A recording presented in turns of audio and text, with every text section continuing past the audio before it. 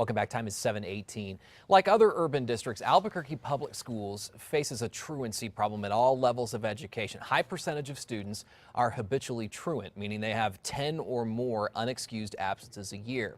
And here with more on the impact that can have on a student's future, as you can imagine, and how APS is intervening on the issue, Dr. Chris Muir and Ron Lucero, which you both are heavily involved with the truancy issue at APS, correct? Can you introduce yourself, give us a little idea of what your positions are at the school district? Yeah, thank you for having us. Sure, thanks for being here. Chris Muir. I'm the Executive Director for Student Family Community Supports in APS, and this is one of the programs that I oversee in Albuquerque Public Schools. My name is Ron Lucero, and I actually manage the team that is going out and working around truancy and attendance issues. How big of a problem is this? We talk about, you know, it being an issue. Do you have any idea on the numbers of students that face this? Well, actually we do. We keep track every year. It's actually a reportable number to the Public Education Department.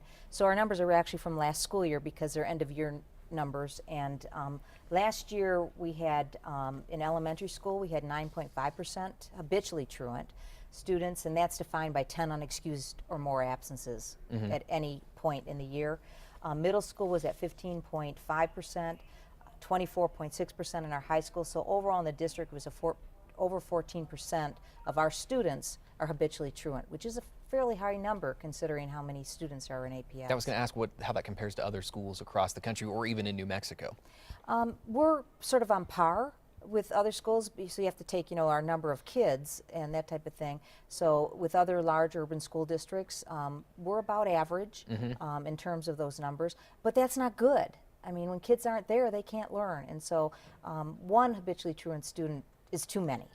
What do you do about this, Ron? What's the approach? Well, primarily we want to do is develop a culture of the importance of school, coming to school, the benefits of being there, and then primarily what we do after that is trying to work on those obstacles that are keeping people from coming to school, whether that be the student or the families that are struggling with whatever situations might be happening at home. How easy is it to identify what those issues are? Because couldn't that be different based on family situation or the child's situation? You're absolutely right. And just because a child is healthy today doesn't mean they're going to be tomorrow. So it's an ongoing effort for us. Whenever we get something that is beyond our scope, we really want to partner with those that can help us. That's why we've been bringing on social workers to help us with this. Our truancy advisor and social worker team are doing a spectacular job with the capacity they can deal with it. Now, you've defined this sort of 3-day period as a truancy blitz. What does that mean? What are you asking folks to do? Okay, the reason why we're blitzing is we really want to get the word out, and we don't want it to stop. This is 3 days of intensity, but we're not going to stop. Awareness is so critical. So yesterday we had a summit that we partnered with Mission Graduate to do a summit, and we brought together providers and partners to figure out what we can do together to tackle this issue. And then today is media, but media has been throughout the 3 days trying to really get the word out, awareness out, have the opportunity during your show to have people call in if they have questions.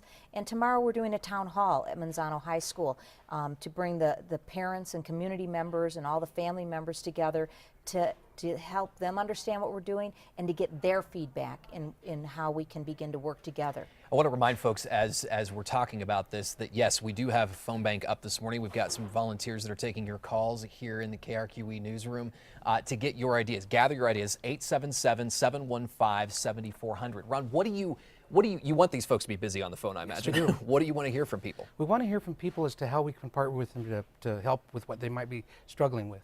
What is happening with them and their students and their families, and how can we help with that? What have you found specifically that might be contributing to a child's truancy? I mean, could you point to one thing overall in that percentage? There isn't one thing, and that's the problem. I mean, if it was one thing, we'd have it fixed by now. We'd have a solution. In our program that we're doing, it's very intensive. We dig down to find the core causes, and that's a plural. It's usually not one reason.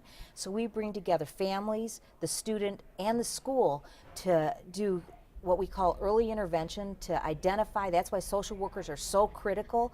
They do assessments to figure out what's causing this, and we're seeing a multitude of reasons. So there isn't one thing, it's multiple things. Everything from the easy stuff on I didn't know how to call in to very difficult, complex family student issues, violence, substance abuse, pregnancy, all kinds of issues, and then come to figure out what do we do, how do we help the student, how do we help the family.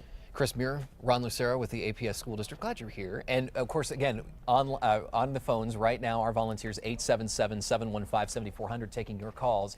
Call in. We'll be right back.